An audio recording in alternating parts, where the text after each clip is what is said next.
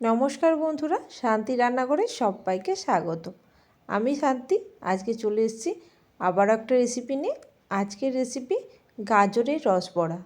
আমরা সাধারণত শীতকালে গাজরের হালুয়া বানিয়ে থাকি, আর গাজরের অনেক রকম স্ন্যাক্স আইটেমও হয়। তবে আজকে আমি আপনাদের সঙ্গে শেয়ার করতে চলেছি গাজরের রসবড়া। খুবই সুস্বাদু এই হেলদি রেসিপিটি বানাতে কী কী লাগছে দেখে নিই। ফার্স্টে নিয়ে নিচ্ছি সুজি হাফ কাপ পরিমাণে। সুজিটা একটু মোটা দানার সুজি হলে একটু গ্রাইন্ড করে নিতে হবে, তাই জন্য আমি গ্রাইন্ডারের মধ্যে দিয়ে সুজিটাকে প্রথমে গ্রাইন্ড করে নিলাম। সুজিটা গ্রাইন্ড হয়ে গেলে এর সঙ্গে আমি মেশাবো আরও হাফ কাপ পরিমাণে ময়দা। এখন আমি সুজিটাকে গ্রাইন্ড করে নিয়ে একটা বোলের মধ্যে এইভাবে রেখে দিয়ে দিলাম। এর সঙ্গে মেশাবো আমি হাফ কাপ পরিমাণে, যতটা আমি সুজি নিয়েছি ঠিক ততটা পরিমাণে আমি নিয়ে নিলাম ময়দা। সুজি ময়দার পরিমাপটা একদমই সম পরিমাণ হতে হবে। এবার আমি সুজি ময়দার সঙ্গে নিয়ে নিচ্ছি 1 টেবিল স্পুন পরিমাণে চিনি। যেহেতু গাজরের মিষ্টির ভাবটা অনেকটা বেশি আছে, সেই জন্য খুব কম পরিমাণে চিনি দিলাম। তারপরে দিয়ে দিলাম হাফ টেবিল স্পুন পরিমাণে বেকিং পাউডার। বেকিং সোডা কিন্তু নয়, বেকিং পাউডার দিয়ে এইভাবে কিন্তু ভালো করে আমি মিশিয়ে নিলাম সমস্ত উপকরণগুলোকে। এরপর এটাকে আমি সরিয়ে রেখে মেন উপকরণ গাজর, এটাকে আমি এখন পিল করে নেব। তারপরে ছোট ছোট টুকরো করে এটাকে গ্রাইন্ডারের মধ্যে দিয়ে ভালো করে পেস্ট বানিয়ে নেব। এইভাবে দেখো গাজরটাকে আমি প্রথমে পিল করে নিচ্ছি সমস্ত গাজর, তারপরে ছোট ছোট টুকরো করে এটাকে আমি কিছুক্ষণের জন্য ব্লেন্ডারের মধ্যে দিয়ে একদম মিহি একটা পেস্ট বানিয়ে নেব। এর সঙ্গে অবশ্যই জল দিতে হবে, নাহলে কিন্তু পেস্টটা খুব ভালো হবে না। এখন আমার সমস্ত গাজরগুলো পিল করা হয়ে গেছে। এরপরে এগুলোকে আমি ছোট ছোট টুকরো করে কেটে নিচ্ছি, যাতে আমার গ্রাইন্ড করতে বা মিক্সিং জারের মধ্যে খুব ভালোভাবে পেস্ট করতে সুবিধে হয়। তার জন্য দেখো এরকম ছোট ছোট টুকরো করে কেটে নিলে খুব সুবিধা হবে। সঙ্গে আমি 1 কাপ বা হাফ কাপ পরিমাণে কিন্তু জল দিয়ে এটাকে গ্রাইন্ড করে নেব। আপনাদের যতটা পরিমাণে জল দিলে গ্রাইন্ড হয় ততটাই কিন্তু দিয়ে এটাকে ভালো করে মিহি পেস্ট বানিয়ে নিতে পারেন। এখন আমার গাজরগুলোও খুব ছোট ছোট টুকরো করে কাটা হয়ে গেছে। এইভাবে টুকরো করলেই কিন্তু গাজরটা পেস্ট করা খুব সহজেই যায়। তো এখন আমি এই মিক্সার জারের মধ্যে দিয়ে গাজরটাকে পেস্ট বানিয়ে নিচ্ছি। সমস্ত পেস্ট আমি একসঙ্গেই করব। আপনার যদি ছোট গ্রাইন্ডার হয় তাহলে কিন্তু অল্প অল্প করে দিয়ে গ্রাইন্ড করে নিতে পারেন।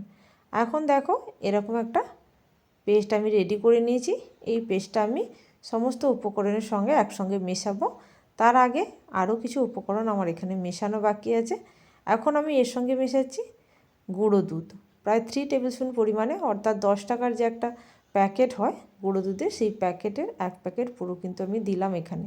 প্রায় এখানে 3 টেবিল স্পুন মতো থাকে। এবার আমি সমস্ত গাজরের পেস্টটা এর মধ্যে দিয়ে ভালো করে মিশিয়ে নেব এবং এর সঙ্গে কিছুটা পরিমাণে জল এবং কিছুটা লবণও এখানে অ্যাড করব। এখন আমি সমস্ত উপকরণগুলোকে ভালোভাবে মিশিয়ে নিচ্ছি। খুব ভালোভাবে মিশিয়ে নিতে হবে। এখন আমি জল দিচ্ছি। এখানে টোটাল জল আমার লেগেছে প্রায় হাফ কাপ পরিমাণে কিন্তু আমার জল লেগেছে। আপনাদের একটু কম বেশি লাগতে পারে, কারণ পেস্ট বানানোর জন্য যতটা জল ইউজ করবেন তার উপর নির্ভর করেই কিন্তু জলের পরিমাপটা একদমই নির্ভর করবে।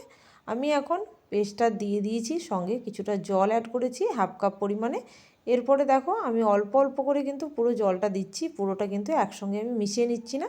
তাতে কী হবে, কম কম করে দিলে আমি মিক্সচারটা কীরকম টেক্সচার চাইছি সেটা কিন্তু খুব সহজেই রেডি করতে পারবো। একসঙ্গে জল দিয়ে দিলে কিন্তু অনেক সময় পাতলা হয়ে যাওয়ার সম্ভাবনা থাকবে।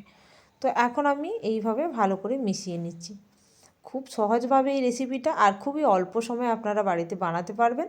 গেস্ট এলে এটা বানিয়ে আপনারা কিন্তু খুব সহজে পরিবেশনও করতে পারেন। তো এখন আমার সমস্ত উপকরণগুলো একসঙ্গে মেশানো প্রায় কমপ্লিট হয়ে গেছে। এরপরে আমি সামান্য পরিমাণে লবণ অ্যাড করব। লবণটা একদমই অপশনাল, আপনারা চাইলে নাও দিতে পারেন। মিষ্টি যেহেতু, আমি একটুখানি লবণ দিলে আমার মনে হয় একটুখানি টেস্টটা বেটার হয়। তো এখন আমি লবণ দিয়ে আবারও ভালো করে মাখিয়ে নিয়েছি। দেখো এইরকম একটা থকথকে ব্যাটার রেডি হয়েছে। তো এখন আমি এটাকে প্রায় 10 মিনিটের জন্য ঢাকনা দিয়ে রেখে দেবো। 10 মিনিট পরে আমি রসবড়াগুলোকে ভেজে নেব। এখন ভালোভাবে মিক্সিং করে আমি রেখে দিচ্ছি 10 মিনিটের জন্য। এখন আমি প্রায় 10 মিনিট পর দেখাচ্ছি। আমি অলরেডি গ্যাসের মধ্যে তেল বসিয়ে দিয়েছি। এখানে সানফ্লাওয়ার অয়েলে আমি ভাজবো, তাই জন্য এরকম একটা ফ্ল্যাট পাত্র আমি নিয়েছি, যাতে আমার একসঙ্গে অনেকগুলো ভাজা হয়ে যায়। অবশ্যই এই ধরনের পাত্র নেবেন, তাহলে কিন্তু এই রসবড়াগুলো দেখতেও সুন্দর হবে। তো এখন আমি চেক করলাম তেলটা গরম হয়েছিল কিনা। তেলটা এখন গরম হয়ে গেছে। এখন আমি রসবড়াগুলো ভাজার জন্য কিছুটা কিছুটা করে এইভাবে চামচের মধ্যে নিয়ে দিয়ে দিচ্ছি। মিডিয়াম সাইজের চামচ নিয়ে তারপরে আমি এরকম দিয়ে দিচ্ছি। এখানে আমার প্রায় 5টা পরিমাণে প্রথমে ধরে যাচ্ছে, তার জন্য আমি 5টা দিলাম। আপনাদের পাত্র যদি ছোট বা বড় হয় তাহলে কিন্তু আপনারা আপনাদের পরিমাণ মতো কিন্তু দিয়ে ভেজে নেবেন। এটা কিন্তু যখন ভাজবেন তখন গ্যাসের ফ্লেমটা একটু হাই করে দিয়ে তেলটা গরম করার পরেই কিন্তু গ্যাসের ফ্লেমটাকে একদম স্লো করে তারপর কিন্তু প্রায় 3 মিনিট থেকে 4 মিনিটের মধ্যে কিন্তু এগুলো ভাজা হয়ে যাবে। এখন আমি গ্যাসের ফ্লেমটাকে স্লো করে দিয়েছি, যেহেতু আমার একদম ফার্স্ট ব্যাচ এটা, সেই জন্য এটা কিন্তু একটু টেম্পারেচারটা হাই থাকার জন্য একটু লাল হয়ে গেছে বেশি পরিমাণে। তো কোনো ব্যাপার নয়, এটা ভাজতে আপনারা কিন্তু গ্যাসের ফ্লেমটাকে এখন স্লো করে দেবেন। তো এখন আমার প্রায় 3 মিনিট পরে ফার্স্ট ব্যাচ ভাজা হয়ে গেছে। খুবই কম সময়ে এটা কিন্তু ভাজা হয়ে যায়। আপনারা রসে ফেলার আগেও কিন্তু এইভাবেই কিন্তু বড়াটাকে খেতে পারেন, এটাও কিন্তু খুব টেস্টি হয়। এছাড়া তারপরে কিন্তু আপনারা রসেও দিয়ে খেতে পারেন। তো এখন আমি সেকেন্ড ব্যাচ ভেজে নিচ্ছি, সেমভাবেই ভাজছি।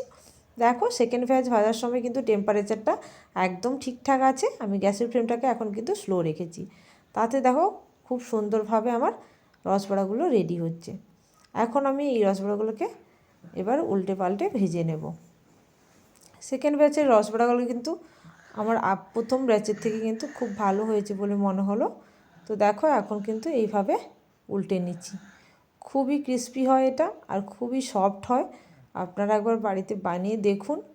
গেস্ট এলে কিন্তু এটাকে অবশ্যই পরিবেশন করতে পারেন। এখন আমি সেকেন্ড ব্যাচের রসবড়াগুলো আবারও 3 মিনিট টাইম নিয়ে খুব ভালোভাবে এটাকেও ভেজে নেব।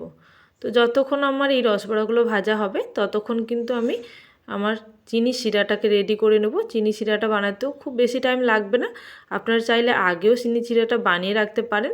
তো আমি চাইছিলাম যে আগে রসবড়াগুলো বানিয়ে তারপরে চিনি শিরাটা বানাতে, সেই জন্য আমি কিন্তু এখন চিনি শিরাটা বানিয়ে নিচ্ছি। এখন দেখো কথা বলতে বলতে কিন্তু আমার সেকেন্ড ব্যাচের রসবড়াগুলো ভাজা হয়ে গেছে। এটাকে আমি তুলে নেব এবং থার্ড ব্যাচের রসবড়াগুলোকে ভাজতে দিয়ে দেবো। সঙ্গে সঙ্গে আমি কিন্তু এখন চিনি শিরাটাকে রেডি করে নিচ্ছি। দেখো চিনি শিরা রেডি করার জন্য আমি 1 কাপ পরিমাণে দিয়ে দিলাম চিনি, তার মধ্যে দিয়ে দিচ্ছি 1.5 কাপ পরিমাণে জল। চিনি শিরাটা এখানে একদম 1 তার বা 2 তার সেরকম কিছু হবে না, নর্মালি আপনারা যেমন গোলাপ জামুনের ক্ষেত্রে বানান সেই রকম কিন্তু চিনি শিরাটা হবে। জাস্ট একটা বলক আসার সঙ্গে সঙ্গে কিন্তু আমি এটা বন্ধ করে দেবো, অর্থাৎ একটু ফুটে উঠলেই কিন্তু আমি চিনি শিরাটাকে বন্ধ করে দেব। এর মধ্যে দিয়ে দিচ্ছি সামান্য পরিমাণে এলাচ।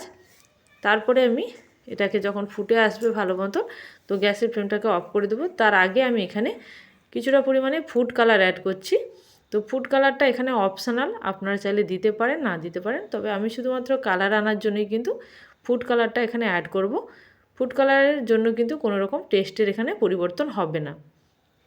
তো এখন আমি খুব সামান্য একদম 1 পিঞ্চ মতন ফুড কালার এখানে দিয়ে দিলাম, দিয়ে ভালো করে মিশিয়ে এখন আমি গ্যাসের ফ্লেমটাকে অফ করে দিচ্ছি। তো এখানে আমার যেহেতু রেডি হয়ে গেছে অনেকগুলো রসবড়া, তো এখন আমি এর মধ্যে রসবড়াগুলো দিয়ে দিচ্ছি। আরও কিছু রসবড়া বাকি আছে, সেগুলো আমি পরে পরে দিয়ে দেব। তো এখন আমার যেটা রেডি হয়ে গেছে সেটাকে আমি এইভাবে দিয়ে দিলাম। দেখো রসবড়াগুলো রসে দেওয়ার সঙ্গে সঙ্গেই দেখতে পাচ্ছ কীরকম ফ্লোটিং হচ্ছে, তার মানে রসবড়াগুলো খুবই হালকা হয়েছে। আপনারা এইভাবে বাড়িতে ট্রাই করে দেখুন। আশা করছি আপনাদের এই রেসিপিটা খুব ভালো লাগবে। আপনারা তো গাজরের অনেক কিছু হয়তো প্রিপারেশান করেছেন, তো এই প্রিপারেশান যদি কেউ করে থাকেন বাড়িতে অবশ্যই কিন্তু আমাকে কমেন্ট সেকশানে জানাবেন। তো এইভাবে রসবড়াগুলো যখন রসের মধ্যে আমি কিন্তু ভালোভাবে এইভাবে ডুবিয়ে নিলাম। এরপরে 10 মিনিট মতন কিন্তু রসবড়াগুলোকে রসের মধ্যে রেখে দেবো। তারপরে এগুলো তুলে নিয়ে আবারও সেকেন্ড ব্যাচের রসবড়াগুলো দিয়ে দেবো। তো এইভাবে আমি কিন্তু বানিয়ে নিয়েছি সমস্ত রসবড়াগুলো। তো এখন আমি একটা প্লেটের মধ্যে সার্ভ করে দেখিয়ে দিচ্ছি। দেখো কতটা সুন্দর এবং কতটা রসালো হয়েছে রসবড়াগুলো। এখন আমি রসবড়াগুলোকে সার্ভ করে দিচ্ছি। তো আপনারাও এইভাবে বাড়িতে রসবড়াগুলো বানিয়ে দেখুন।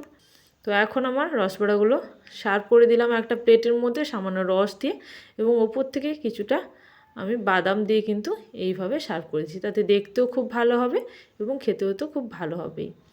তো আজকের রেসিপিটা যদি আপনাদের ভালো লেগে থাকে অবশ্যই আমাকে কমেন্ট সেকশানে জানাবেন। আর এখনও পর্যন্ত আমার চ্যানেলটাকে যারা সাবস্ক্রাইব করেনি অবশ্যই চ্যানেলটাকে সাবস্ক্রাইব করে নিয়ে পাশে থাকা বেল আইকনটা ক্লিক করতে ভুলবেন না। তো এখন আমি একটা রসবড়া কেটে দেখিয়ে দিচ্ছি, দেখুন কতটা তুলতুলে নরম হয়েছে এই বড়াগুলো। তো আপনারা এইভাবে বাড়িতে বানিয়ে দেখুন। আর আজকের জন্য এই পর্যন্ত, আবারও চলে আসবো নতুন কোনো রেসিপি নিয়ে। ততক্ষণের জন্য সবাই ভালো থাকবেন, সুস্থ থাকবেন। Thank you for watching my video.